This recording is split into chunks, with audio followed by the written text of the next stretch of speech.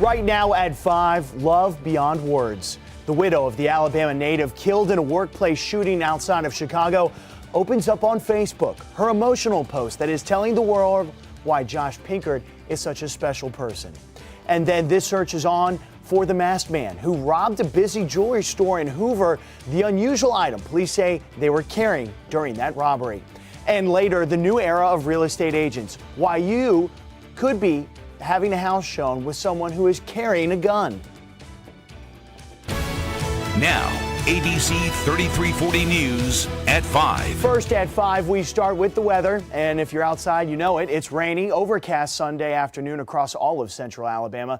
And get ready because more rain is on the way. It's going to be sticking around with us all week. And you are taking a live look right now at I-5920 near the airport where traffic is moving right now, and that is certainly good news. But as we mentioned, there is more rain on the way, something to keep aware of. And meteorologist Charles Daniel is tracking it for us and has been all weekend. Charles, how's it looking out there? Well, this is pretty nasty depending on where you are. This is the sky cam here at the Gadsden HD cam. We're looking down towards the river. You can see the Coosa River here, but the rain at times coming down pretty heavy. It's actually lightened up a little bit, which is good. You can see the roads are still awfully wet. And if you're sick and tired of the rain now, I really feel bad for you by the end of this week ahead. You probably want to take a trip, Bermuda, Bahamas, something like that, and get out of town because we've got a lot of rain on the way. And you can see, again, some heavy rain through parts of Etowah, parts of St. Clair, Blount County, and then stretching back to the west. But this is where we also have those cooler temperatures, 56 in Gadsden, Coleman, Birmingham around 64. We haven't felt the full effects of at least the warmer air. 72 down in Alex City, at least the rain again hasn't really cooled us off much. So periods of rain, but here's the catch. Headed into the overnight hours, temperatures are going to get pretty cool. We've got a frontal boundary pushing through. We're back down into the upper 40s by midnight tonight. Won't rain the whole evening long, but it will be off and on. And I think by about 1, 2 a.m. it starts to lighten up, or at least starts to clear from west to east. We'll end today and early tomorrow morning this period of rain with about an inch and a half of rain. And then we've got about 5, 6 more days of rain on the way. We'll talk more about how much we can expect coming up in just a few minutes. Charles, thank you. Now is the perfect time, by the way, to download our free ABC 3340 weather app so you'll never be caught off guard in the rain. You can get instant access to temperatures, radar, and of course, the weather blog. In Coleman County, the whole town of Holly Pond is mourning the loss of Josh Pinkard. He was one of 5 people that was shot dead in a warehouse outside of Chicago. And ABC 3340's Patrick Thomas has been covering this. He's now on his second day reporting on this story. And Patrick, Pinkard's wife, is now sharing the details of why this man meant so much to her. Stephen, the tragedy is turning life into a whirlwind for family and friends. On Friday, Pinkard was one of 5 people killed by a gunman inside the plant at the Aurora, Illinois facility. After spending the day there on Saturday, his wife is telling the world why Pinkard is such a special man. She wrote on Facebook, "The day after Valentine's Day was a literal nightmare. I received a text at 1:24 in the afternoon from my precious husband that said, 'I love you. I've been shot at work.' It took me several times reading it for it to hit to me that it was for real. I told my children their dad did not make it and is in heaven with Jesus. I literally can't talk out loud about this lovely man without breaking down in sobs. I want to shout from the rooftops about how amazing Josh was. He was brilliant. Lastly, the man I would have leaned on during devastation like this, who would tell me, 'It's okay, Tara. It is all going to be just fine.'" On Saturday, I drove up to Coleman County and had a conversation with a man who knew Josh Pinkard from birth. Brian Haynes tells me he was a God-loving man who cared much more about others than himself. It just broke our heart. Still in disbelief. Living here out in the country in this small area, we always were raised to love your neighbor and help your neighbor. If you could help somebody, to help them. Very, very special young man. He never said anything bad about anybody. He was always positive. Very good head on his shoulders. Very, very intelligent young man. Pinkard leaves behind a wife and 3 young children. The family had recently moved to Illinois last summer for Pinkard's job as plant manager. Now, his wife went on to say in that note she shared on Facebook to please pray for my children. They are struggling because they miss a daddy who loved them so very much. Stephen. Patrick, thank you. Prayers all around central Alabama tonight. Right now, Hoover police are on the hunt for the masked man who robbed the Jared Jewelry Store Saturday at the River Chase Galleria. You may have seen the police that were out there. This was breaking news we brought to you last night at 10. Police say a man came into the store wearing a mask and carrying a sledgehammer. He told employees this is a robbery, and then that's when two more masked men came in the store. The robbers were able to get away with jewelry, but we aren't being told just how much. If you have any information, you can call Hoover Police or Crime Stoppers, and you can find their information on our website, abc3340.com. An Auburn police officer shot multiple times Friday night is still recovering at UAB Hospital. Officer Justin Sanders is stable, we are told. He was shot during a traffic stop and robbery call. The suspect and another woman were later killed in an apartment fire there in Auburn. The two had barricaded themselves inside the apartment after they were surrounded by police. State law enforcement are now investigating this case. Mad over Amazon? Some strong words tonight from the mayor of New York City. Coming up, why Bill de Blasio says Amazon's decision not to build the new headquarters is an abuse of power. But next, Washington split over President Trump, the lawsuits, and mixed reaction over the decision to declare a national emergency over the border wall. Mixed reactions continuing to come in from Washington, D.C. over President Trump's decision to issue a national emergency over border wall funding. While the president has just over $1 billion for the wall, the legal and political challenges are just getting started. Nonprofit watchdog group Public Citizen has already filed a lawsuit. The ACLU and the state of California are now preparing to file their own lawsuits. But President Trump is standing firm with his decision. I didn't need to do this, but I'd rather do it much faster. Meanwhile, House Democrats are drumming up support for a resolution that would terminate the emergency declaration. There could also be a possible veto on that by the president. Much more on the border wall debate tonight on World News Tonight. That begins at 5:30 right after this newscast. Showing houses while having a gun. Next, why some real estate agents are doing just that to protect themselves from their clients. It's tonight's Spotlight on America report, and we have it when we come back. We're back with that safety alert for real estate agents. You know, if you think about it, realtors often find themselves in houses with people they just met. The potential for violence now has some agents packing guns for protection against their clients. Josie Sturman has tonight's Spotlight on America report. Scott Smith spends a lot of time at the range making sure if he has to use his gun, he's ready. If you're going to carry a firearm, you need to be able to be proficient with it. But Smith doesn't just shoot for sport. He legally carries a concealed gun for his job as a realtor. People think that realtors have a lot of money, that they are rolling in the dough, so people automatically think, oh, there's an easy target. A 2018 report from the National Association of Realtors showed 33% of those surveyed experienced a situation that made them fear for their safety. 5% said they'd been the victim of a crime at work. We many times meet people in places that could put ourselves in peril. Association President John Smaby says it's a priority for the organization, which in recent years has stepped up training and safety education for agents. So I think safety should be top of mind every day for every realtor. Many realtors like Smith are arming themselves. According to the latest NAR survey, 1 in 6 realtors carries a gun. High-profile cases can be a motivator. This is the crime scene, the model home. Among them, the murder of a Maryland man working alone at a model home in December. A realtor and a father vanished. A realtor gunned down last month in Utah while evicting a tenant. They targeted her because she was a realtor. And the chilling abduction and killing of Arkansas agent Beverly Carter. Your brain just can't process the fact that your loved one was kidnapped and duct taped and put in the trunk of a car and later murdered. Beverly Carter was missing for 5 days after showing a home to a couple that deliberately targeted the 50-year-old and deceived her. We're so happy that justice has been served.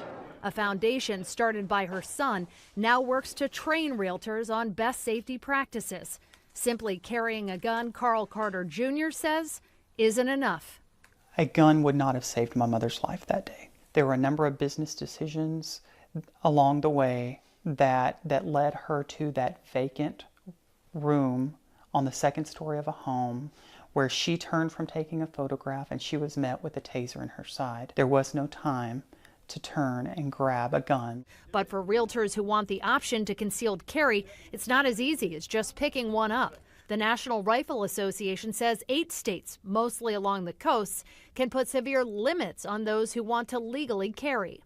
It'll be restricted as to while you're doing business as a realtor, carrying cash deposits. Scott Smith says arming yourself isn't for every realtor. For him, it's a personal choice, one he hopes he never has to put into action. I'm Circa's Josie Sturman with this Spotlight on America. New at 5, New York's mayor, Bill de Blasio, is attacking Amazon for withdrawing its plans to come to New York. Amazon canceled that deal last week, just months after announcing plans to split its new second headquarters between New York and Northern Virginia. The company said opposition from state and local politicians contributed to that decision. I wanted more from Amazon too. But the bottom line is, this is an example of an abuse of corporate power. They had an agreement with the people of New York City. As you said, a majority of New Yorkers believed in it. They wanted the jobs. Now, Amazon says it still will be moving forward with its Virginia campus and has no plans to reopen the search for a second headquarter location. A health alert for all pet owners out there. The winter weather can certainly take a toll on our furry friends, but there are some ways to keep them safe.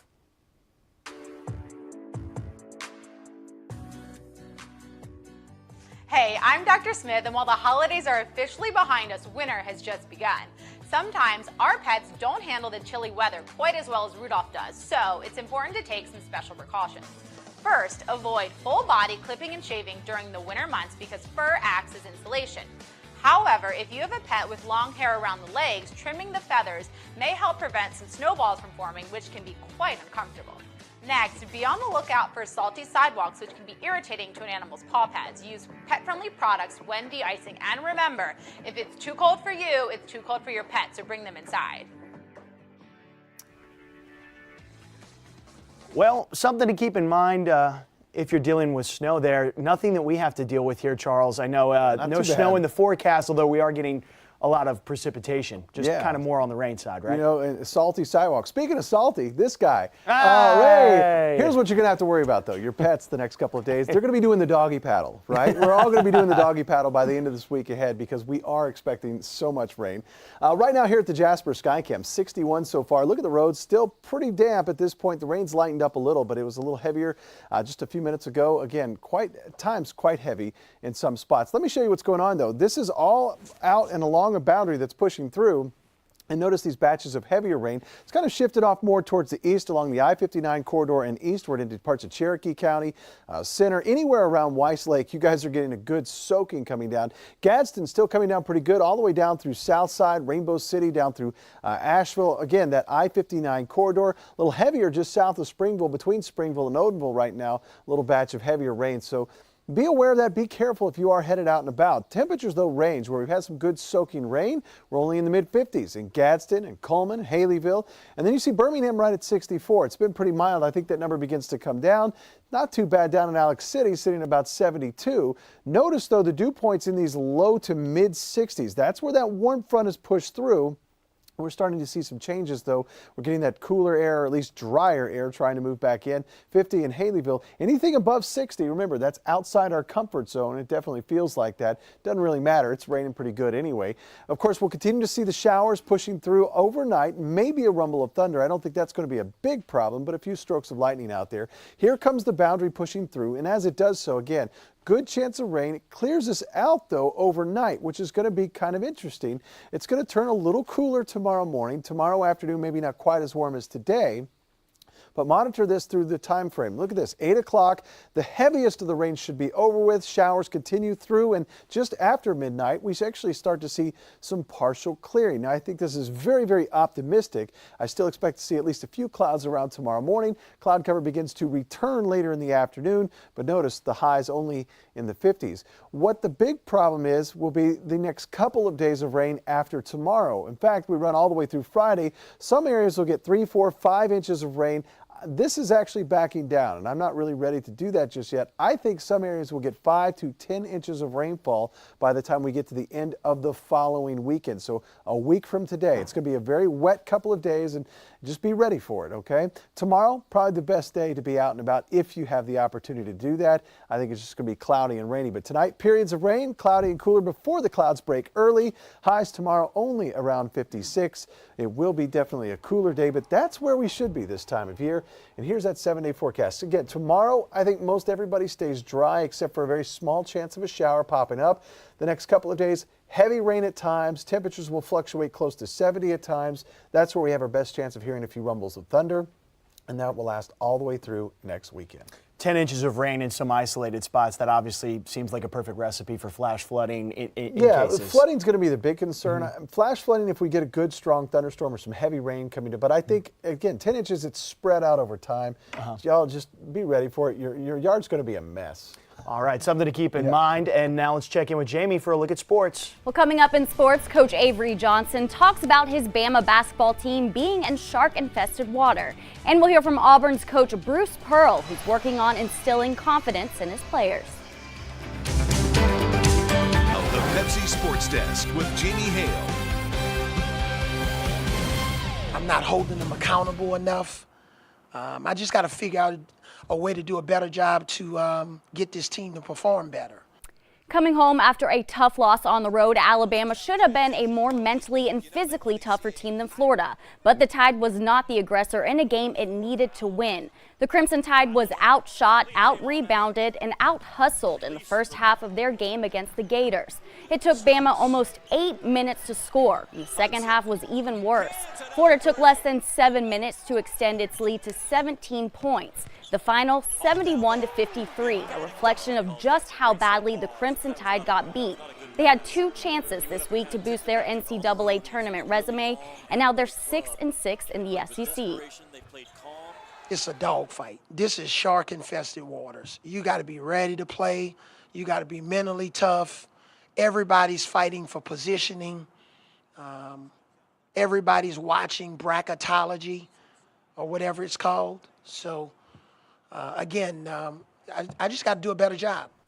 Well, it was a better day for Auburn Saturday, who broke the curse in Memorial Gym. The Tigers ended a 19-year drought and picked up its second true road win this season. Now, it wasn't a pretty win, but it was a win. Auburn and Vandy combined for just 50 points. Jared Harper right there was the man of the night. He made 2 straight threes before the 12-minute mark, putting his team in front 40-31. AU opened up a double-digit lead shortly after on a short Harper jumper. The Tigers won 64-53 and are 6-6 now in conference play. At Auburn, we don't have McDonald's All-Americans now. I mean, we don't get 5 stars, but we get guys that want to get better and guys that don't get recruited by a lot of other SEC schools and have a little chip on their shoulder, and then try to get guys to go to their strengths. You know, go to your strengths, and I got to give them confidence that if they're open, I want them to shoot the basketball. Well, UAB picked up a pair of much-needed wins this week after riding a 4-game losing streak. The recent win comes from last night's road game against Western Kentucky. The Blazers led the Hilltoppers for 39 minutes and won 68-60. This win, coupled with a North Texas loss, moved UAB into the top pod for CUSA bonus play that picks up Saturday. The Blazers will be the 5 seed and will host number 1 Old Dominion and number 2 WKU. UAB will be on the road to play number 3 Southern Miss and number 4 UTSA.